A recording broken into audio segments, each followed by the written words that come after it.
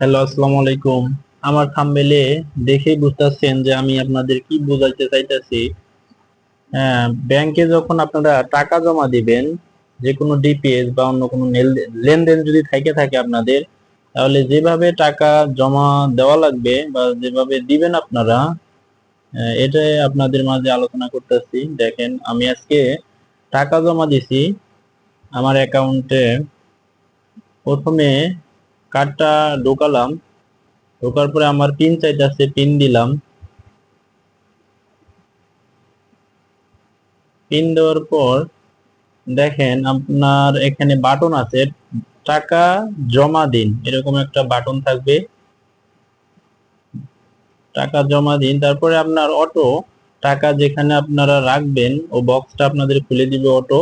আপনারা সুন্দর করে বিশেষ করে ভালো টাকাটা দিবেন, যাতে মেশিনে টাকাটা আর ফেরত না দেয়।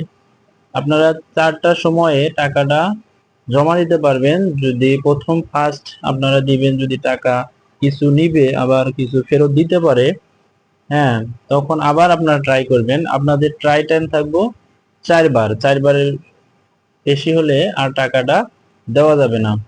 আমার দেখেন 5,000 টাকার মধ্যে 4,000 টাকা নিয়ে নিছে, আর আমার 1,000 টাকা আবার রিটার্ন করছে। প্লাস আমি আবার একটু পরে কি করলাম, টাকাটা সুন্দর করে আবার দেখেন যে টাকা জমা দিন, আবার বাটনের চাপ দিয়ে আবার টাকাটা, যে টাকাটা আপনার ফেরত দিছে ওই টাকাটা আবার দিতে হবে, দিয়ে আবার নিশ্চিত করতে হবে, নিশ্চিত বাটনে চাপতে হবে। এখন দেখেন কি করে, আমার টাকাটা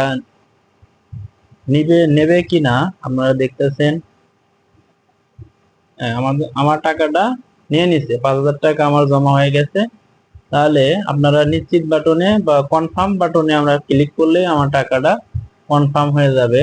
টাকাটা দেখেন, আমার লেনদেনটা কি সম্পূর্ণ হচ্ছে দেখা যাচ্ছে, আপনার লেনদেনটি সম্পূর্ণ হচ্ছে, তার মানে কি আমার টাকা দেওয়া কমপ্লিট, টাকা জমা দেওয়া কমপ্লিট হয়ে গেছে। এখন কি করবে, আমার একটা রিসিপ্ট দিব আমার টাকাটা আসলে জমা হইলো কিনা। এজন্য ডাচ বাংলা বুথ থেকে আমাদের একটা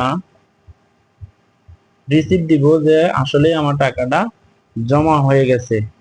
এ দেখেন আমার একটা রিসিপ্ট বের হলো, আমার টাকাটা জমা হয়ে গেছে। এইভাবেই আপনারা টাকাটা জমা দিবেন।